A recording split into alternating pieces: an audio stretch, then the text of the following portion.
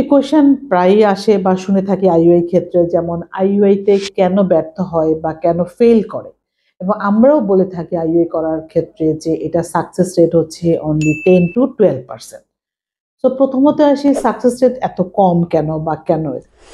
দেখেন, আইইউআই হচ্ছে just natural পদ্ধতির পরের স্টেপ। যেমন ন্যাচারাল পদ্ধতিতে আমরা কিছু মেডিসিন দিয়ে থেকে আমরা ওভুলেশন ট্র্যাক করি এবং পেশেন্টদেরকে বলি যে আপনারা নর্মালি ট্রাই করেন, এই সময়টাতে প্রেগনেন্সি আসবে, কারণ একটা মেয়ের কিন্তু ওভুলেশন হয় মাসে একবার। ঠিক তেমনি আইইউআইতে ঠিক ওই সময়টাতে স্পার্মকে একটু ওয়াশ করে মোটাইল যে স্পার্মগুলো আছে সেই স্পার্মগুলোকে জরায়ুর ভিতরে পুশ করে দেওয়া হয়। এই পদ্ধতিটাই হচ্ছে আইইউআই পদ্ধতি।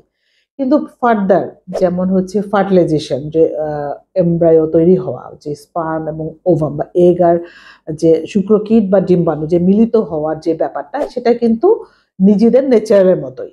ঠিক তেমনি ভ্রূণ তৈরি হওয়ার পরে যে এমব্রায়োটা ইমপ্ল্যান্ট হবে বা জরায়ুতে বসবে ব্যাক করে, সেটাও কিন্তু ন্যাচারাল।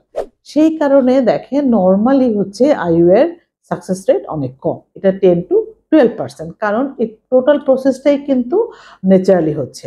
ঠিক একইভাবে আইইউআই ব্যর্থ হওয়ার কারণটাও তাই, কারণ যেই ধরনের কারণে ন্যাচারালি প্রেগনেন্সি আসে না, যে বা আসতেছে না অনেক সময়, এবং এটা মোস্ট অফ দ্য কারণ যদিও আননোন, আমরা বলতে পারছি না ঠিক কেন আসতেছে না। এই যে ভালো আছে স্পার্ম বা স্পার্মরা পুশ করে দিলাম, এটা আসতেছে না, এটা কিন্তু এক্সাক্ট কারণ কিন্তু আসলে উপরওয়ালা ছাড়া আমরা টোটালি বলতে পারি না।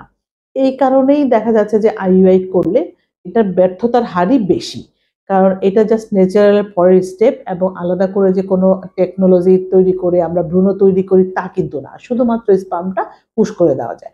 এই কারণে আইইউআই ব্যর্থ হয়।